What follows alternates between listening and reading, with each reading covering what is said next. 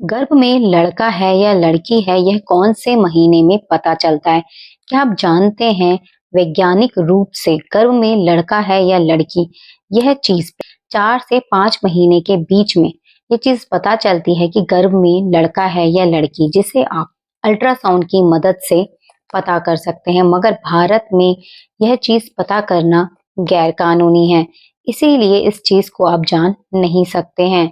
क्या आप जानते हैं असल में गर्भ में लड़का है या लड़की है, यह प्रेगनेंसी रुकने के साथ ही तय हो जाता है, मगर बाहरी रूप पे यह चीज चौथे से 5वें महीने के बीच में पता चलती है। मगर बहुत सारे लोग आपकी प्रेगनेंसी के कुछ लक्षणों को देखकर बताते हैं कि गर्भ में लड़का है या लड़की।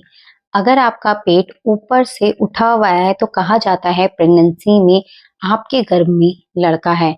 अगर आपका पेट नीचे की ओर है तो कहा जाता है गर्भ में लड़की है।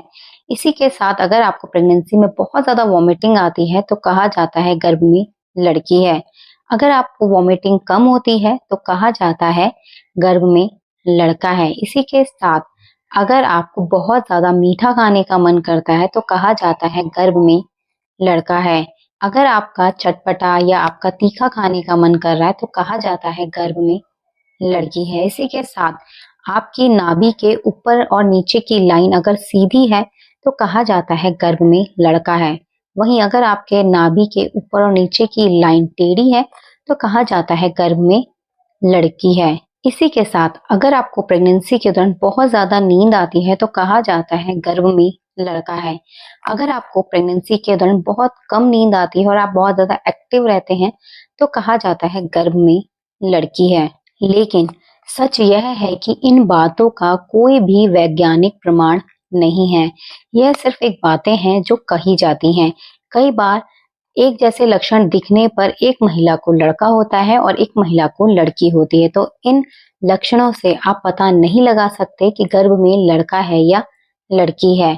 आपको अपनी प्रेगनेंसी पर ध्यान देना चाहिए और इस बात पर ध्यान देना चाहिए कि गर्भ में पल रहा शिशु स्वस्थ हो।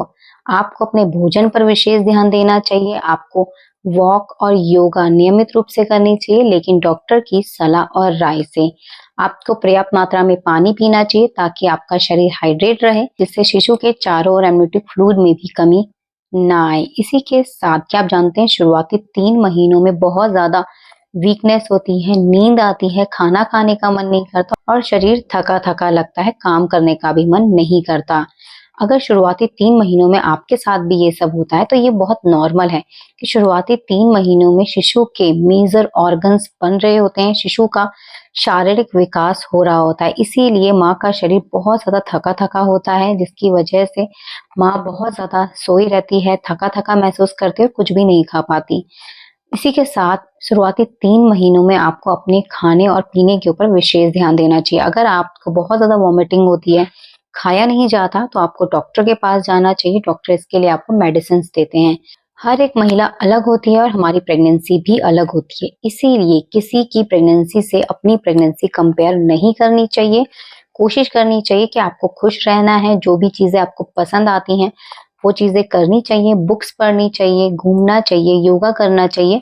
योगा और घूमना डॉक्टर की सलाह और राय से ही करना चाहिए। इसी के साथ नियमित आपको अपना चेकअप कराना चाहिए और अल्ट्रासाउंड कराना चाहिए। सबसे जरूरी चीज बच्चे का स्वास्थ्य सबसे पहले। इसके लिए माँ को सही भोजन और सही डाइट लेनी चाहिए और अपना ध्यान रखना चाहिए प्रेगनेंसी के दौरान। आपकी प्रेगनेंसी का कौन सा महीना चल रहा है, कहाँ से आप हमारी ये वीडियो देख रहे हैं, हमें कमेंट करके जरूर लिखिएगा। बेबी केयर फैमिली पर अगर आप पहली बार आए हैं तो प्लीज हमारे चैनल को सब्सक्राइब कर बेल आइकन जरूर प्रेस कीजिएगा। प्रेगनेंसी और बेबी केयर से जुड़े कोई भी सवाल या सुझाव हो तो आप हमें कमेंट करके लिख सकते हैं। वीडियो पसंद आए तो लाइक कर अपनी गर्भवती सहेलियों तक ये वीडियो जरूर पहुंचाएं। हमारी वीडियो को पूरा देखने के लिए आप सभी का धन्यवाद। फेसबुक, इंस्टाग्राम पर अगर आप हमें देख रहे हैं तो हमें फॉलो जरूर कीजिएगा। हमारी वीडियो को पूरा देखने के लिए आप सभी का धन्यवाद। मिलते हैं आपसे नेक्स्ट वीडियो में, तब तक के लिए अपना ध्यान रखिएगा। धन्यवाद, नमस्कार।